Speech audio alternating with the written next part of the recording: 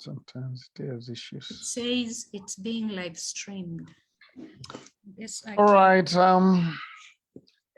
Thank you, everyone. Welcome to Sober Sunday. Glad, as always, to host you here. This is Simon Bevy, stimulating conversations with me every Sunday night. And I'm so excited to have each and every one of you. I want you to remind your friends and the regulars and the non-regulars that we have begun so that they would be part of our conversation.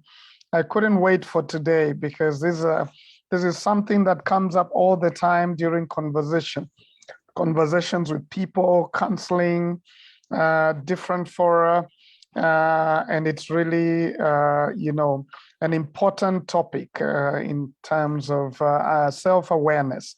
And so I'm really excited about today. Please start a watch party, invite your friends, let them see this, let them hear, and let's enhance self-awareness so that we could be better human beings. So welcome, everyone.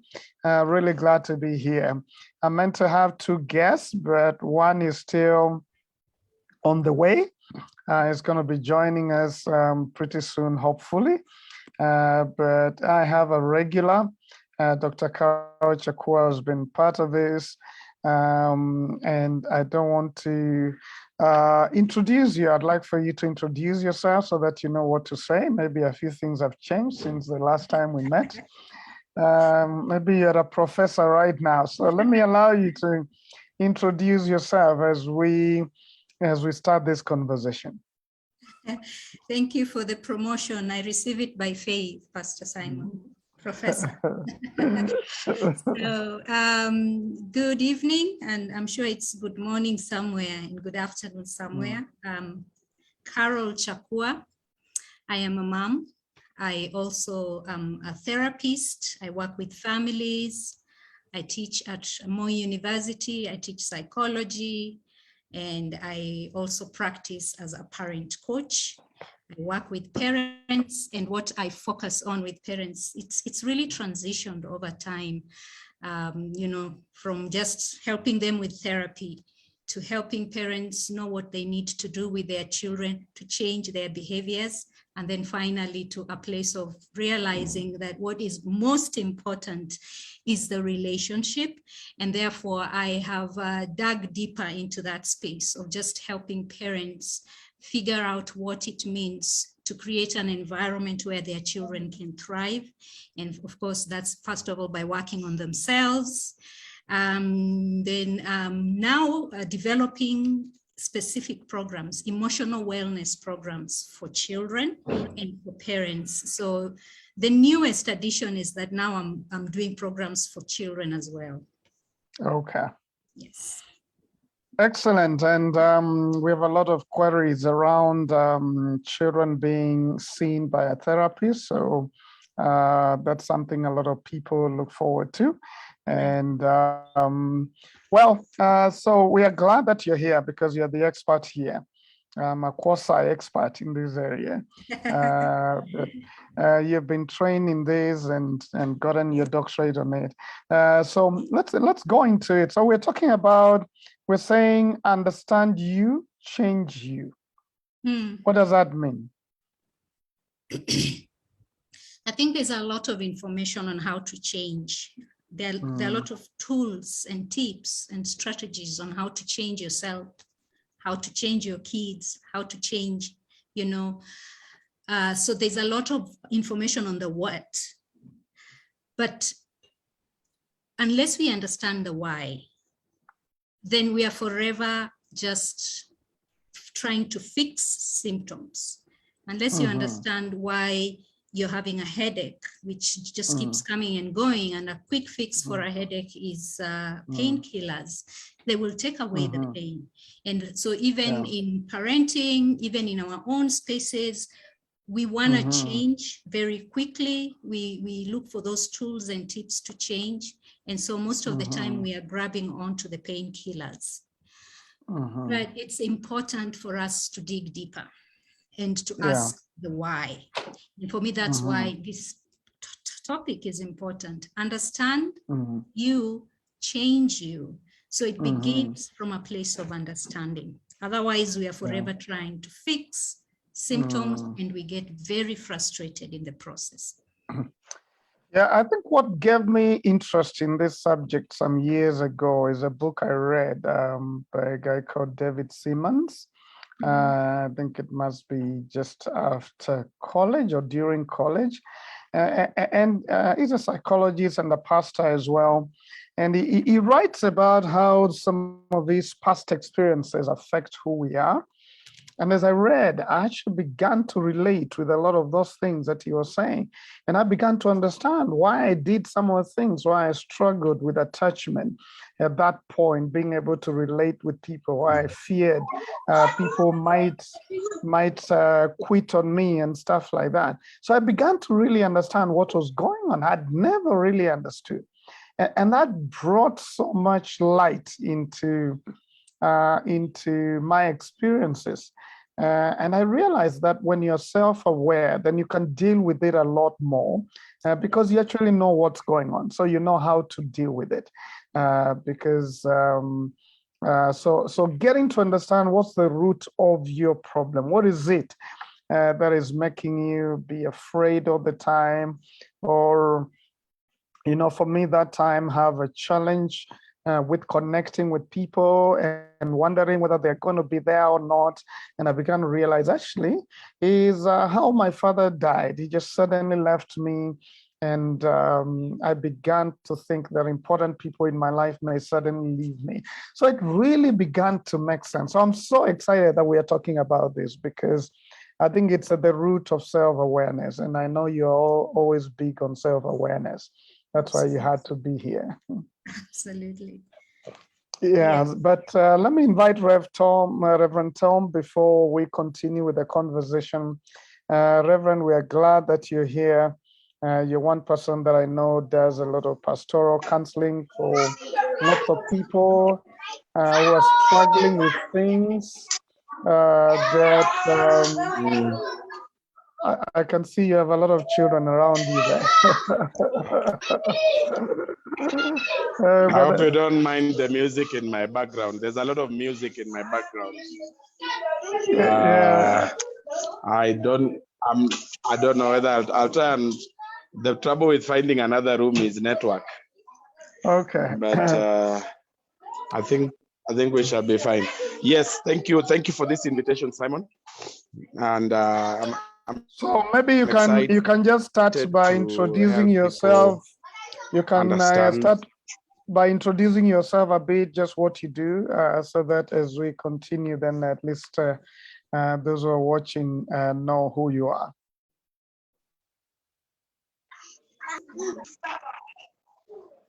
Yeah. I hope my network is not dragging. Is it okay? We can hear you now. Go ahead. All right. My name is Rev Tom from the Anglican Church of Kenya. Currently serving at ACK St. Augustine, Madaraka. I am married to Susan Wajiko Otieno, and we have 4 children. I am a practitioner of inner healing and the ministry of deliverance for many years now. And I enjoy helping people find the things that disturb them and fix it. I don't always have all the answers. For me, some cases are hard, some cases are relatively easy, others are moderately challenging, others are very difficult. I've not been able to. Yeah. Are we losing you? Okay, we seem to be hanging. So you can hear us? You can hear us, Reverend? Myself into and a more quiet room. Let me sort myself out. Continue. All right, so you do that, and then we'll see you shortly. So Dr. Carol, we are talking about adverse childhood experiences, maybe something the child or you as a child experienced when you were young, or maybe just the environment in which you grew up.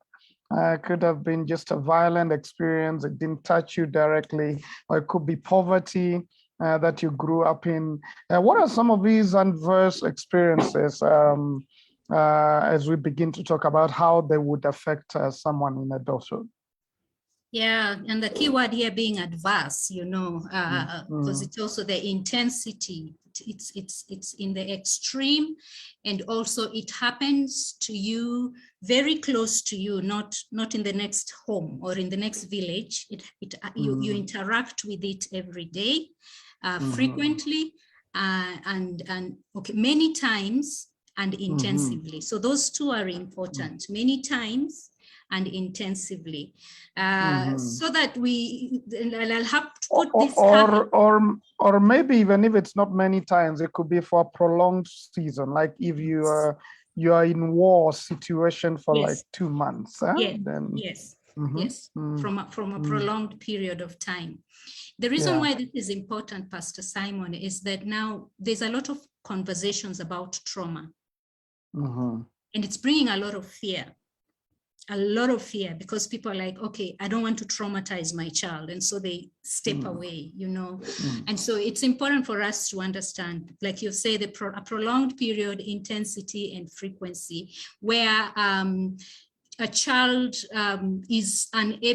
does not have the resources to process what is going on and overcome. So they don't have an opportunity to even develop the resilience to overcome and the tools they need to cope. So it could be anything. And when we talk about those experiences, we always still talk about trauma. And what we need to understand is that trauma is how we respond to experiences that are distressful. So also how we respond is very important. So what are some of these things? It's, physical punishment, physical abuse. We need to realize that physical abuse, emotional abuse. So physical abuse, definitely just being, thoroughly chapeaued violently, emotional, sexual abuse, of course, and it comes in many forms. It could be verbal, it could be visual, it could be actual physical, being abused sexually, touch, everything that comes with that. Emotional abuse, the words that are used on you, being belittled, communication, being disciplined from a place of so much anger. Neglect, physical neglect, and we are wired for touch. Touch is part of our mental health, and so if you don't get that touch, you don't get that that kind of attachment where you're touched physically, you're held as a child. You don't get that physical contact. The soothing and all of that, the soothing that should happen those early days. Yes, especially when you're stressed, the soothing that should happen. Skin to skin contact, also very important as part of physical. Emotional neglect, again, the soothing will not only be being held, but being told it's okay, things like that. So not being able to get that emotional neglect. The other thing is, welcome back, Rev Tom. The other thing is when you are... Thank you. I hope that you can hear me now. Yes, we can hear you. We can see you. Being raised by a parent who is struggling with mental illness as well. So that's also an adverse childhood experience. Going through an experience where your parents are divorced or separated, or constantly fighting. A lot of chaotic home environment where they're constantly fighting. Maybe a parent also who abuses substances, who has some level of addiction. So all those things, you talked about being deprived of physical needs in some terms of just not having food, a war-torn zone, a war-torn, going through a space where there's war. So all those are adverse childhood experiences that influence how we turn out. Yeah. And of course, loss of relatives. I'm sure you mentioned that. I don't remember, but when you lose someone who is really close, like I did my dad, and then nobody really helped me process. I think many times we assume children don't understand what's going on. And I think that's, to me, what happened. And nobody really sat down with me and say, you know, this is what is happening. I think these things were coming to me way later when I realized, actually, dad is never going to come back. You know, I used to think he was going to come back at some point. And it's much later, I think, in high school that I realized he's never going to come back. But it's because when it happened, everybody thought these are children, they will not understand, but they actually need someone to talk with them through those things. Otherwise, then they get stuck in that for a long time. Right. Reverend, I don't know whether you're still there, or I could take one more thing from Carol before we get to you as you settle down. Yeah, Reverend. I am here. Here. Yeah. Let me ask you, in your counseling and inner healing conversations with people, what are some of the common experiences that people bring to the table that, you know, brought woundedness to their soul, and now they have to deal with it in adulthood?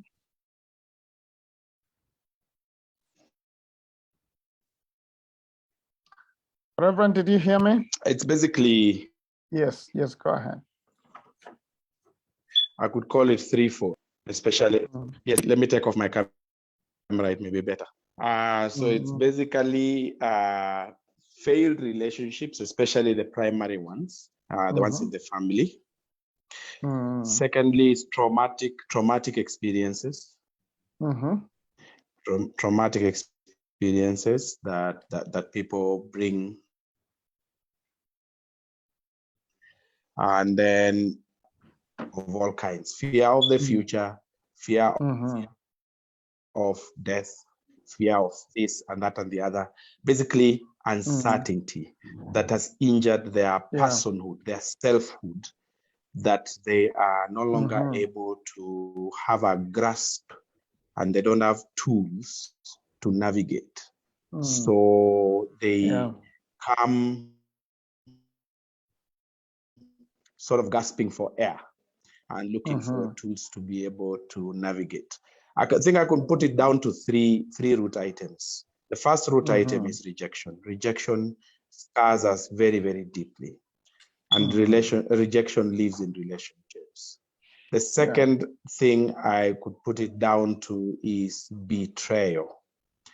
Betrayal is something we were never made for, and we were never created to experience betrayal. And lastly, shame. So rejection, betrayal, and shame. Those three things we are not wired to handle. We need tools from external helpers and caregivers to be able to navigate them. That's what I would say. I like what you're saying about shame, and especially a lot more for men, because men tend to have a big ego. And when you go through a very shameful experiences, especially around your fellow boys when you are young, it can get really crazy deep in terms of woundedness. I'm not saying ladies don't go through that, but boys can be very rough. They could be laughing at you and talking loudly about you. I think my experience with girls, and Dr. Kara, you'll tell us, many times they're more compassionate towards each other. They're not as rough against one another as boys. I mean, I remember some of the things I went through during high school. They were not exactly traumatic, but there are some other boys that I'm sure they left that school traumatized. Some of the things that, the shame that was put on them for certain things that they did or did not do. Like there was one boy who was wetting his bed in high school, first year of high school. And I mean, the story for the entire year was around everywhere. And you're so ashamed, publicly. And I think the more you're shamed, the worse it got. And I can only imagine what you grew up with as a result. And what are some of the products of that. But Dr. Carol, help us understand these childhood years. We say they are formative years. They are like foundations. It's like foundations are being laid, of course, physically, but also socially, mentally, emotionally, sexually. I guess that's why whatever happens around that time becomes very crucial in how it shapes you, right? Yes, absolutely. It forms the foundation, and it's like children are like a soft sponge, very malleable, open to experiencing. A lot of wiring is happening in the brain, which is really the center of all action. A lot of there's a lot of space to create experiences. And the brain is ready to receive, get the message, forms the pathways that need to form, which eventually leads to the kind of how you react to things, the personality you eventually develop growing. So yes, early childhood experiences, very, very key. When you just even look at it from a trauma perspective, is that the part of the brain that is responsible for reasoning and making the right decisions is very underdeveloped. But the part of the and it fully develops now. The neuroscientists are saying, I used to say 25 years 2 months ago, but now I'm seeing 31 years. So that's when it's fully developed, our capacity to make decisions and to be rational and think through the things we need to think through. Even our capacity for empathy, our capacity to be grounded in relationships doesn't really fully develop until that it fully develops. The part of the brain that's responsible for that fully develops at 32. So, but the part that is able to sense danger and prepare for danger, that one, by the time a child is born, it's fully developed. Okay. And so you can, so you can imagine, one traumatizing experience after another. It means that the brain has to constantly be in alert mode. And it has to be in alert mode and continue to provide what it needs to provide to either fight or flee, so you develop those mechanisms to fight or flee. So what happens is that if there's too much stress, too much toxicity, too much of adverse negative experiences, the part that's responsible to protect us is overgrown. Then it takes up the space that the part that is supposed to be in charge of relationships, thinking through decisions and everything, it now becomes too big, so that it stunts the growth of that part. So in a very simple way is that we become more reactive people, that become more people fighting and fleeing, as opposed to stepping back and learning to think through our decisions. So that is just only in relation to traumatizing experience. I hope I've broken it down in a simple way and not too scientific. But basically, then what that means is that the less traumatizing experiences that our children experience, the more they experience positive relationships as they are growing up, then the better it is for them to grow in their relationship space, to grow in how they learn things, because now the brain is not being taken up. The space of the brain is not just being taken up in being feisty and fighting and flying away from problems, fleeing from problems. Yes. So a lot of it has to do with mental development, right? And I'm going to get back to you. For those who might have joined us, we're talking about adverse childhood experiences that are either for a prolonged time or intense, or they come over and over again. And we're talking about abuse here, from verbal to physical to emotional to sexual to even spiritual. We're talking about neglect. We're talking about Are there things that bring trauma, like a war situation, or, I've even seen in some cases when there's been an earthquake and mass deaths and stuff like that, how it traumatizes people.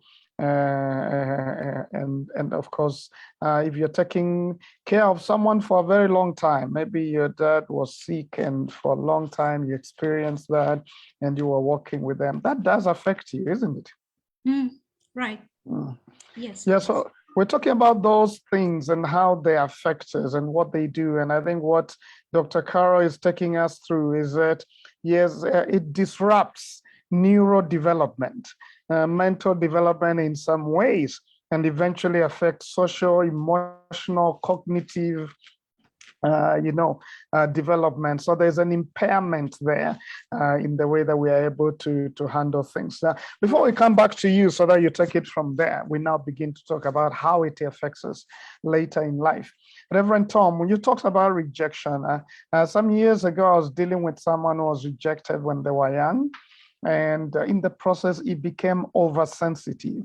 Telling him, okay, I may not be able to see you tomorrow. Immediately, he reacts and begins to say, don't you want to see me? Is it because of this? And I didn't know what to do at that point because I didn't have the resources to help him. I just kept away, and everybody would keep away because you're thinking this person is too sensitive. I mean, you make an innocent statement, he interprets it to be a step towards rejection. What do you do with someone like that, Reverend Tom?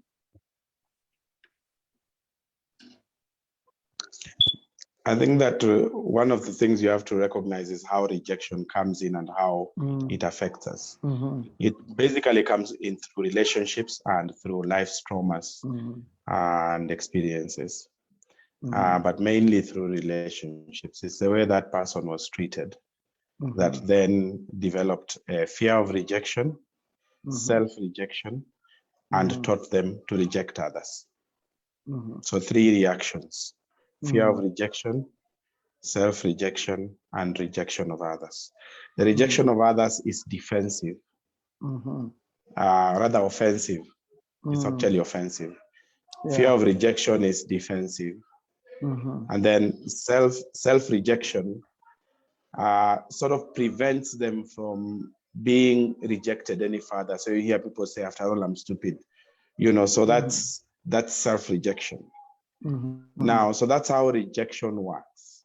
Now, in situations like that, recognizing how rejection works then helps you to begin to dig the actual facts that brought about rejection.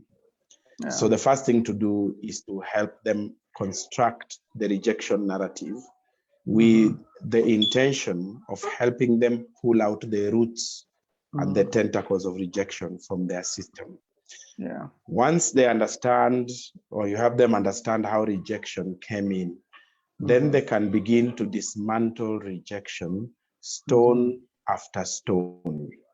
And in place of rejection, they build acceptance of self, acceptance to be okay, and everything is going to be all right. And that even if someone rejects them, there is nothing wrong with them. It is, personhood is not the problem. Selfhood is not the problem. It helps them understand that rejection is a part of life, and that the confidence is what teaches them to venture out and say, the worst that can happen is I'll be rejected. And even if I'm rejected, I know it's not because there is anything wrong with me.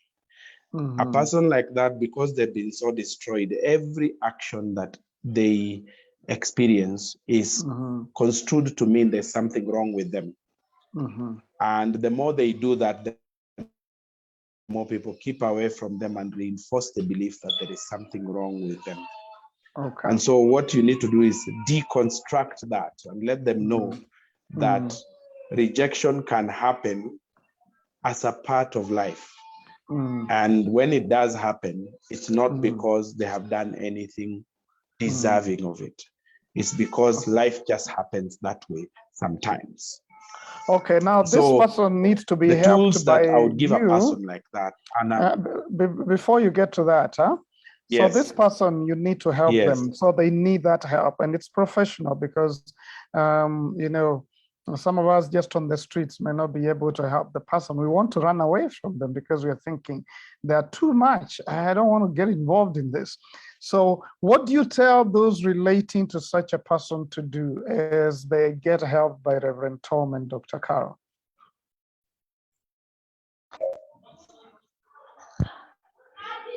This could be your spouse, or could be your sister, or could be your teacher. What do you do? I think the thing you must do, Mm-hmm. the thing you must do is first understand that the closer the relationship is, the harder it is to help the person because of familiarity. Familiarity is a big problem for therapy. So you want, first of all, to encourage your spouse to find help from a neutral person. So my advice would be that you don't try to help your spouse. The best way to support your spouse is to support the person giving therapy to your spouse. The best way to support your sister is to support the person giving therapy to your sister. Because of familiarity always has leaves its wake sense of, it's just you. I've always, there's certain ingrained patterns of thinking and behavior that come with familiarity that usually militate against therapy. Okay. But having said that, it's not completely impossible to help those close to you. You can mention this and that, but the most important thing you can do is to help them to find a person that they can listen to. And a person that you can then complement the work that they are doing. You complement the work that they are doing and support the work that they are doing. And then you work together, because like if it's your daughter and is attending counseling, rather than you trying, like for me, if I'm a pastor, if my daughter needs help, it's not likely that I'll be able to help her as much as a therapist would. So I'd send her to a therapist I'm comfortable with. Then for sessions that I'm invited to, I will go and listen and then be given assignments to work with her through. So it's that sort of thing. Yeah. Excellent. No, that's good. Those are some practical steps. And thank you again, everyone who has joined in. We see your comments, and we want to remind you, please invite some of your friends so that they may join in this very crucial conversation, and others to watch it later because it could help. But Dr. Carol, before we get to some resources for helping ourselves and helping those around us, there's also divorce and separation and remarriage that could easily also affect us, especially the children of divorce and separation. What is likely to happen, or those who are coming into new homes and experiencing a new parent, and they have to deal with that psychologically? Just some comments around that. You're still muted, Dr. Carol. Okay, yeah, there we go. Yeah, to do understand first that when it comes to divorce and separation, there's conflict, obviously. People just didn't wake up in the morning and say goodbye and leave. Roho safi, there's a lot of conflict involved there. So there's pain that the parents are going through, both parties. And so just that in itself, being able, how are you even handling it yourself? Some of the conversations I have with people going through these spaces, what clarity do you even have about why you're separating? If you cannot make coherent sense of the reason why, it's very hard for you to even know how to have a conversation with the children about what is going to happen or what is happening, because you do have to have a conversation with the children. Why? Because they sense it, they know what is going on. And you see the same way you are saying, when you lost your dad, you know, people are going about their business, probably trying to process their own pain, and you are there forgotten and lost. So there's a lot of gaps that are unfilled for children that need to be filled, because if they are not filled, children make up stories. They make up stories about what is happening. And one of the most fundamental story that is made by children in that space is, I am to blame. Why? Because children are very self-centered, self-focused. So everything in their world is in line with me. So if this is happening, somehow I am to blame. Okay. And it's a story, you know, and it's a narrative that they build. And therefore, because I am to blame, I am a bad person. Okay. And so they go carrying a lot. They carry the guilt, they carry the shame. We've talked about shame. They carry feelings of inadequacy and unworthiness. In that space, they might then, because behavior is a call for attention, you begin to see misbehavior more. You begin to see more of the tantrums. Sometimes you will see self-harm. And you know, this topic of self-harm is also very, very sensitive, because most of the time we think it's children cutting themselves, but it's in boys, a boy hitting the wall out of anger. That is self-harm. Okay, so you find, why? Because there's a lot of pain and they don't know how to express it. And so it's important to keep that in mind. The other day, I was talking to a parent who was very frustrated about their child who was getting into a lot of trouble and has been watching pornography. And the reality is that the family is falling apart. Now the parent is so frustrated and she's like, but I'm doing everything to make sure that they're okay. That is a very flimsy reason for him to be watching porn and getting into trouble. And of course, I get where she's coming from. You know, she probably is doing everything to hold it together. But this child is also just going through his own journey. This child believes absolutely that he's to blame. How does the child deal with that pain? They find ways of numbing it. And one of the ways of numbing it is getting lost in social media, watching pornography, which gives you a certain high and it helps you forget, you know. So there's all those dynamics that can happen in situations like that. And I think what I want to point out is it's not only in spaces of divorce and separation that those kinds of reactions can happen. It's in any space that is toxic, that the child is not being allowed opportunity to feel emotions, to express emotions, to own their emotions. All that still will lead the child to find other ways of numbing themselves. And technology has provided a perfect escape for our children. Perfect escape, because you access it just, I mean, it's accessible at the fingertips. So I don't know how much I've gone away from your question. One thing leads to another, you know, and we go. So yes, those are some things that parents need to look at. Okay, let me do this before I come back to Reverend Otieno. He has talked about rejection. I'd love to hear you talk a little bit about the other two, shame, and how you would help someone who has gone through shame. And then the other one, I forget. But Dr. Carol, so we're saying there's an adverse childhood experience, there's disrupted neurodevelopment, mentally some things get affected there. Then you have social, emotional, cognitive impairment. And then, as you said, some kids then begin to adopt health risk behaviors to try and numb that pain or deal with that reality because they don't have the resources.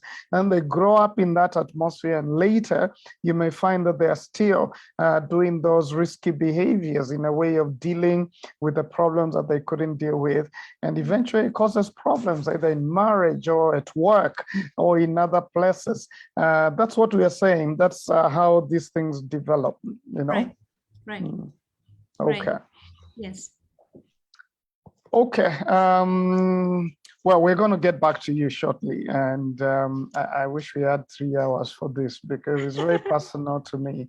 I think day after day, I see people struggling with relationships, with their marriages, with things. And I think this is a good person. It's just that what is capturing them, it's something like beyond them. So Reverend Tom, we could get back. So you talked about rejection. We can go to shame, and you just give an example how you would help with someone who has dealt with that, who has grown up with that. Just to help anyone who may be dealing with shame.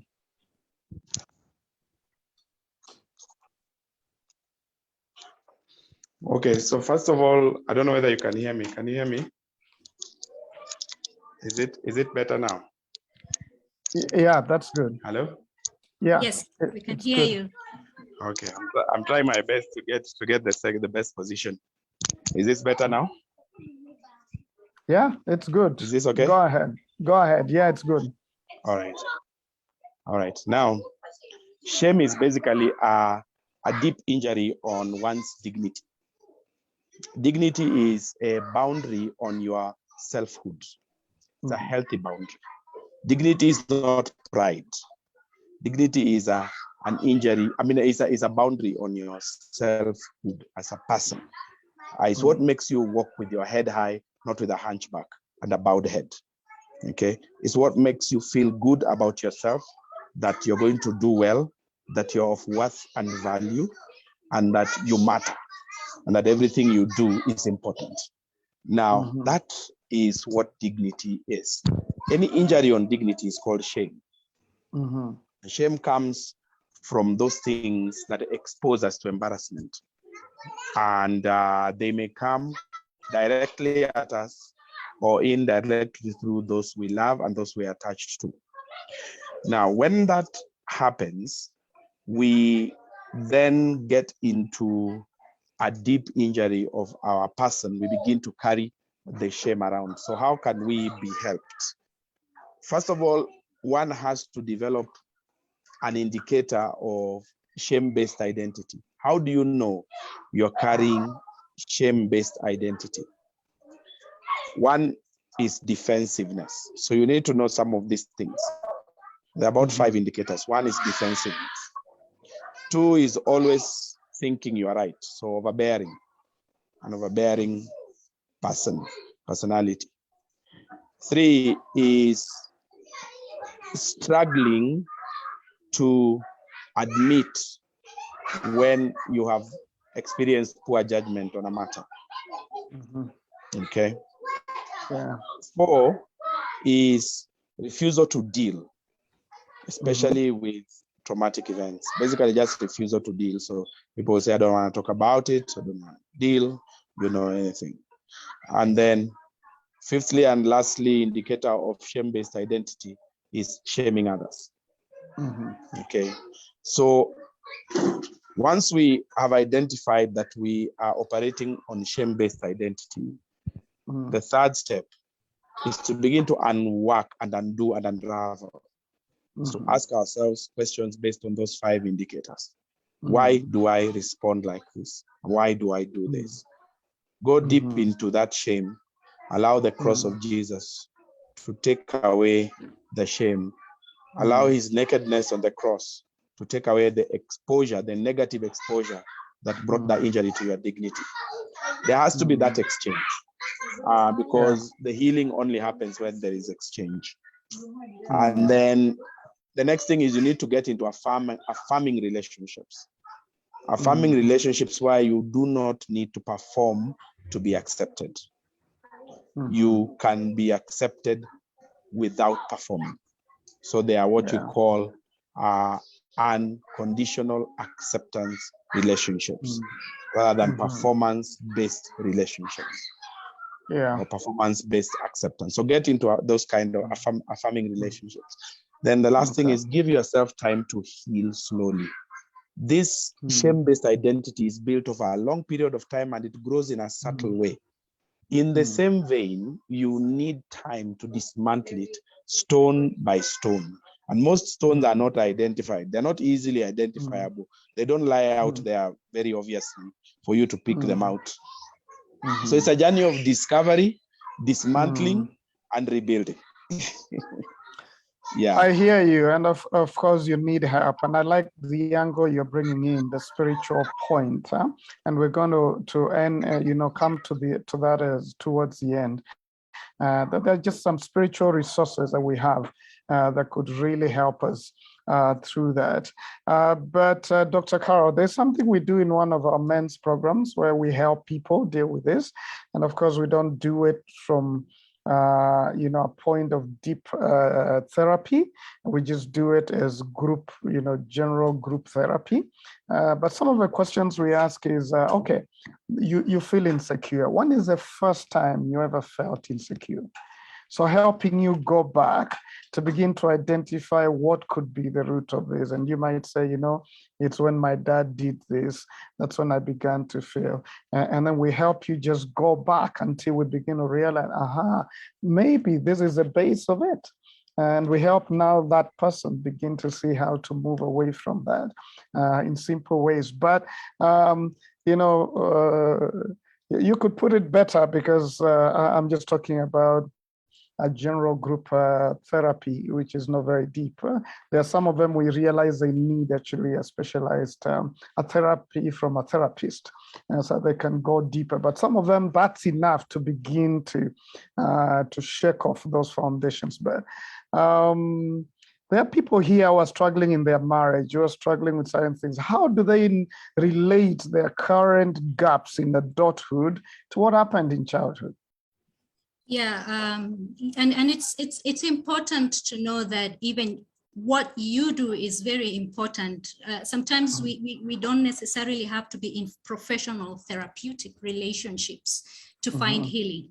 What we need is an opportunity, and what Reverend Tom is talking about, a space where there's unconditional acceptance, what we like to call safe space. Okay, so there's just a safe space where there is universality of that experience, that when someone shares, the other person is able to connect with that.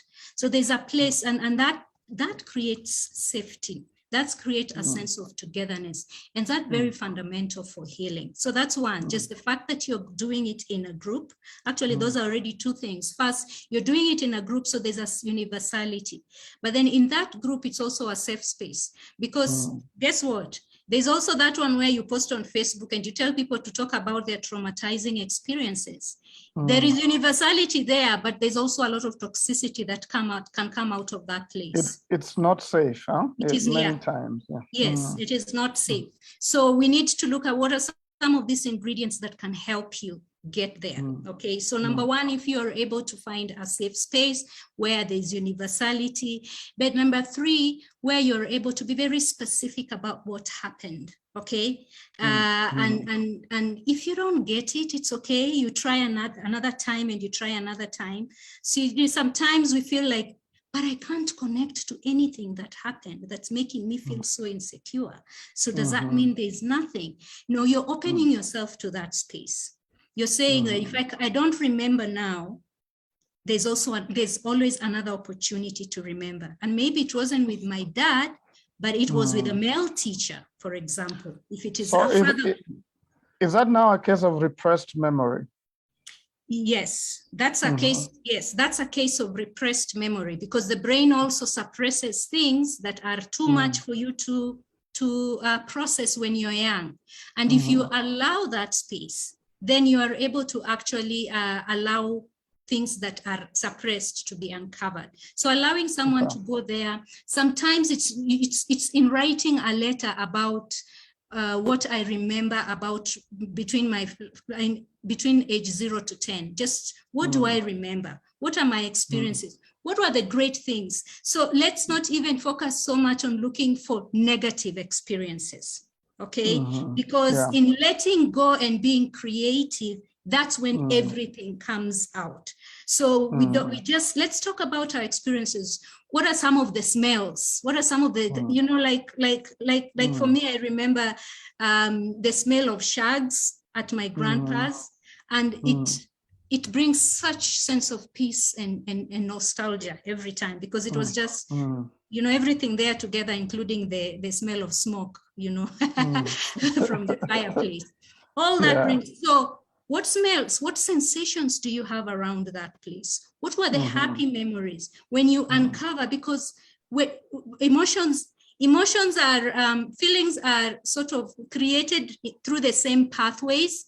So it's okay to begin with the positive ones as well. And then the negative ones, you create room also for the negative ones to happen. So those three spaces are very, very important. Being able to remember details and write them down, a safe space, and the universality of it. Okay. Yeah. I love that. And Reverend Tom, we're going to come back to you shortly just to talk about the place of the spiritual, but also there are spiritual exposures that could affect you for a long time. Yeah. I've seen some people went through some spiritual experiences when they were young, and you find even in their old age, in their adulthood, they're still struggling with those issues, and they need, that's now what we call in spiritual terms, deliverance, prayers to deal with those spiritual realities. But Dr. Carol, there are a few comments here I want to mention, and then I'll ask you one last question before we get to Reverend. Yeah, so Joy Chumba is saying new family setups, such as a single mother getting married to another man, and the child has to find a way to fit in. Some are even left at home with their grandparents since they can't be accepted in the new family. I think she's just saying maybe some of those things also cause trauma. Yeah. Thank you, Joel. There we see just your capture of what Reverend Tom said. CK says, a concern, please, if a couple, both man and woman, have been brought up by a single parent, that's the mother, what can prevent them become if an effective and efficient best couple? Is there any reservations to the new couple that they won't get the best guidance from them? So I think just asking, if both of you have grown up without father figures, what are likely struggles that you have there, and what kind of a couple are you likely to make? And I think we can expand it beyond that, because everybody brings a measure of gaps in their development. Like nobody grows in a perfect environment. Right. And I guess those are some of the issues that become conflicts in marriage, right? So maybe you could touch on that in response, but then also now touch on you've said some of the ways we need to deal with that. So get to that place of self-awareness, understanding what happened, see the gaps and the pain and the unhealthy responses that you have had, and then begin to deal, right? So maybe as you answer that, you can add anything to that, and then we'll come to Reverend Tom. Yes, I think what you have rightly said, Pastor Simon, is that the experiences could be similar. You know, it's this one who didn't grow up with a father, the other one who grew up with both parents, but still a toxic environment. You know, so all that again is to be able to go back and identify the root causes, and identify and say this was it. And it's important for us to remember that we're not doing that to place blame. We're doing that to acknowledge, because whatever is unacknowledged will haunt you, okay, and will be continuously be a source of wounding. And every time, as long as you have not acknowledged it, it becomes a familiar memory that anything close to that. So for example, you know, your dad left when you were young. So anything close to someone rejecting you, it triggers that memory of being left and all the feelings that were associated with that memory. And yet this is someone who just said, you know what, I'm going to be late, you know. It can be something as small as that, you know, but then there's some memories, there's a lot of vagueness. And that's why this whole process we're talking about going back and saying what happened for what it was, for the fact that it was, and then making a decision that it's no longer going to hold me back from enjoying or experiencing a relationship, a healthy relationship. It's very important. And many ways we can do that. We've talked about them here in a group setting, journaling, being able to name the things that happen exactly the way, because when we name things, they stop having as much influence over us. They stop having that hold they had over us. So so it sort of removes the sting out of it. That now it's like a shadow that has been following you, but now it's right in front of you, so you can deal with it, and you can catch yourself going that way, and you will hold yourself back because you know what's going on, and you're not going to place it on others or transfer it.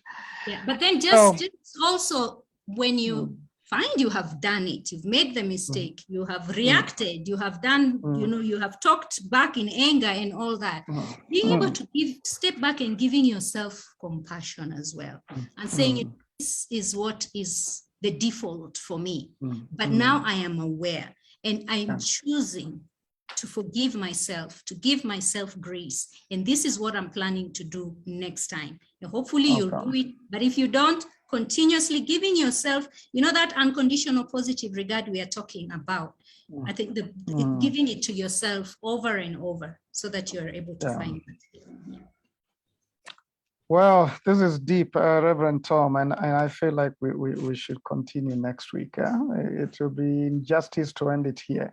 But Reverend Tom, say something about just the spiritual experiences, because these days a lot of kids are getting exposed to spiritual stuff online, and I've had to deal with some of them where they've had experiences and stuff like that. And of course, from a spiritual perspective, in Christianity, we'll call it demonic.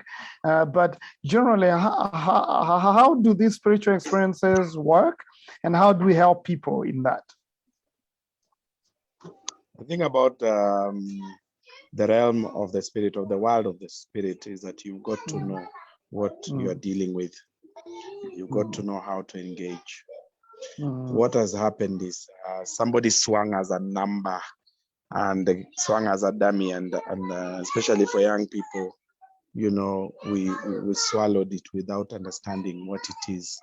Spiritual exposure I define as a condition of being placed in the highway of a spiritual movement, or the highway where spirits operate or trade, the highway where where spirits are passing. But unknown to you, you don't know what spirits that are in that highway. A lot of times we don't realize that the word media is actually a spiritual word, because it means the air and the waves and everything contained in it. And that is not to spiritualize.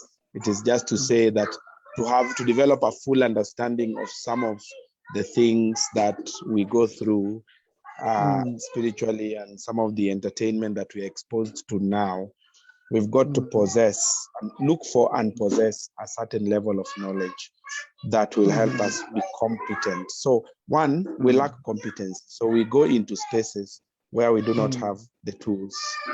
So then what happens is people start having strange experiences, right? Split personality experiences, bipolar experiences, hearing voices.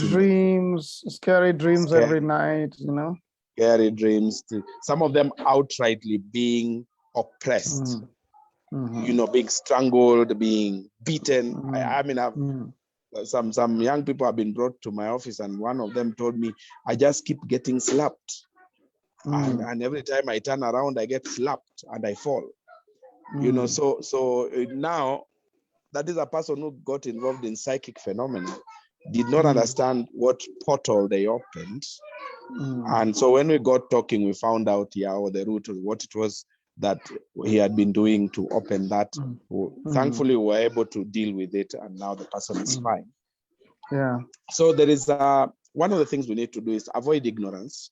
So whatever it is that we are going to engage in, please ensure that you know what it is, both in its physical manifestation and spiritual implication.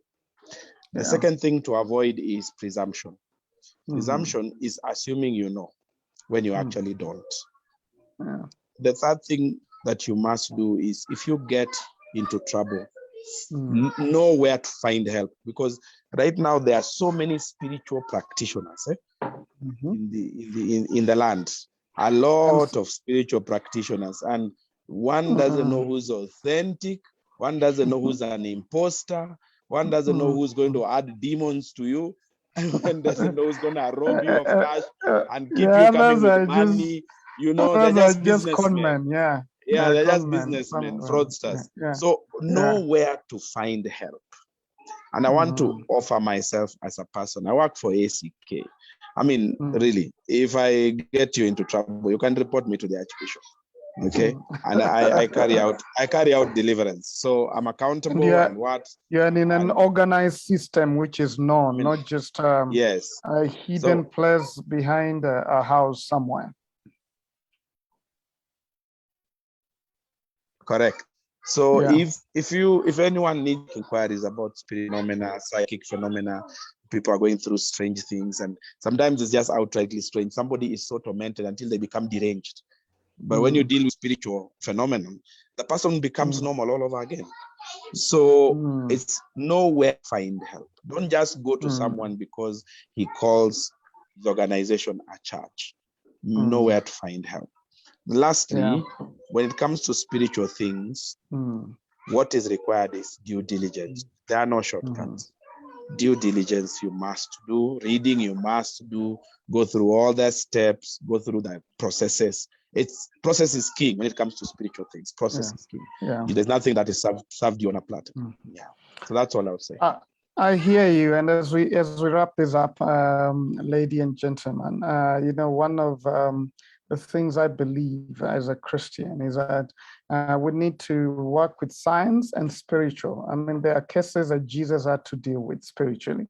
And I have experienced these spiritual cases in Europe, in America. So it's not about a mentality. It's not because we're in Africa that we experience this.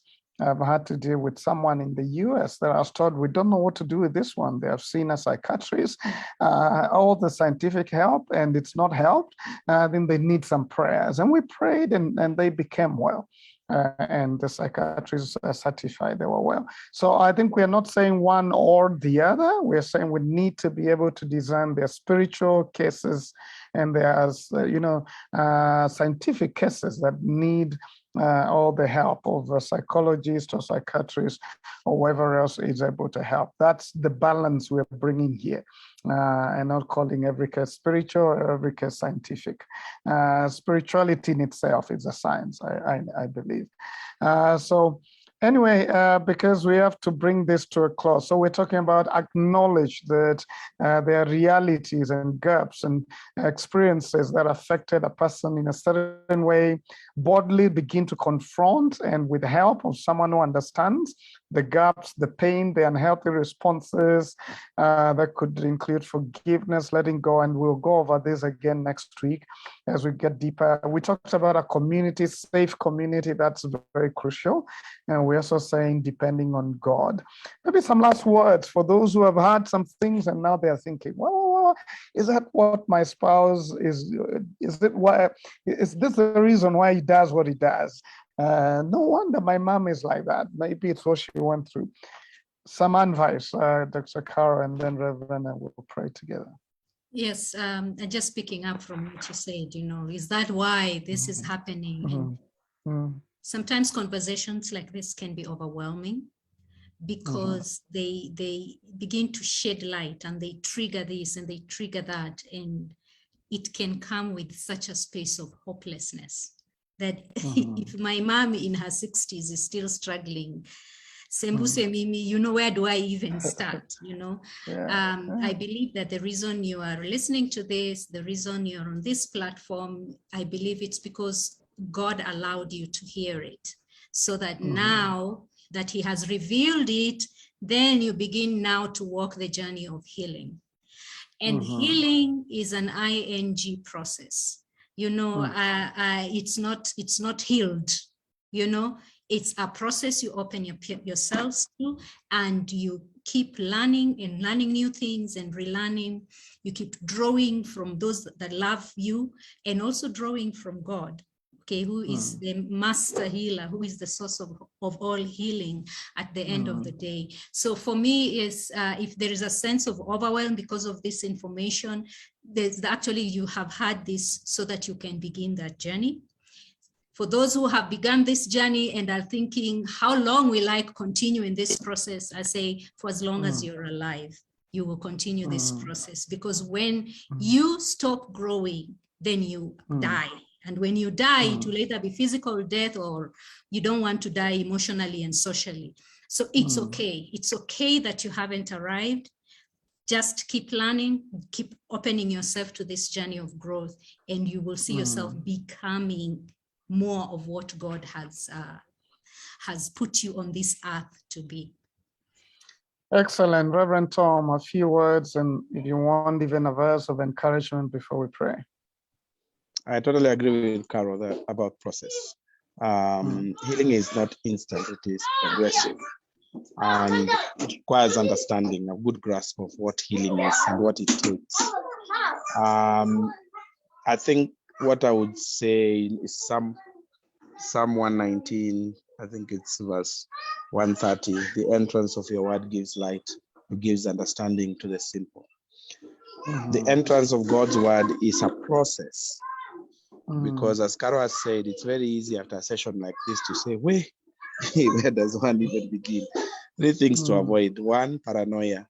You can't learn everything overnight, and you don't have all the problems in the world, so relax.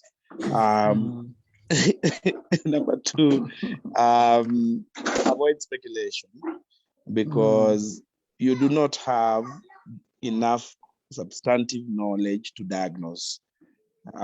So avoid speculation. And thirdly, avoid anxiety.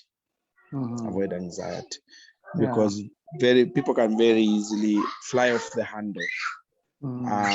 Accept that you need to be guided, accept that you need to learn, and accept that you will get better with time. And you learn many things and get perspective. Perspective comes with diligence.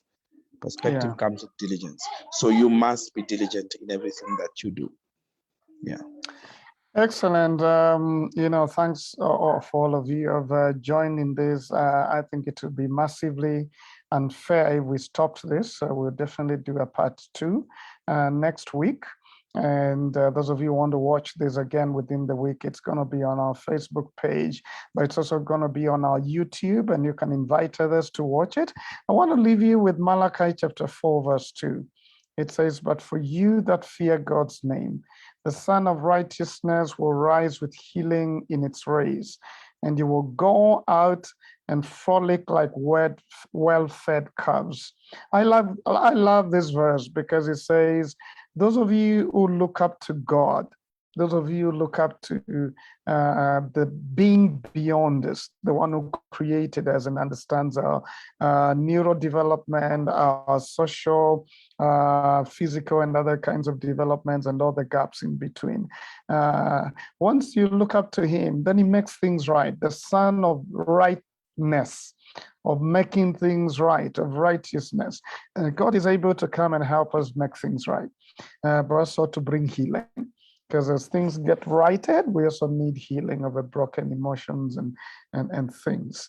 And it says after that, you're going to be so free and excited and fat, as it were, that you're going to run around and be free to be and do. So I can't wait. I love that picture because I grew up in an agricultural background. So those curves just, with their tail, coiled and jumping up and down. That's the kind of freedom we desire for each one of you at the very end. So next week, we're going to continue, and at the end, we'll spend some few moments to pray. And those of you may need help, Dr. Carol, if she's not available, she would refer you. Reverend Tom, if he's not available, he will refer you. And if you must come to me, I'll refer you most likely. But I am glad that we have had this conversation. Let me just say a quick prayer and then we end it here, ladies and gentlemen.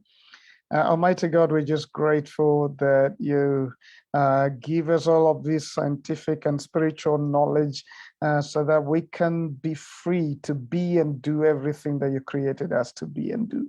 And we're grateful that we've started this conversation that is beginning to prick and stir up some things in those that have listened and will listen, and that will be able to get deeper and bring us to a point of greater freedom so that we may frolic like those well-fed calves.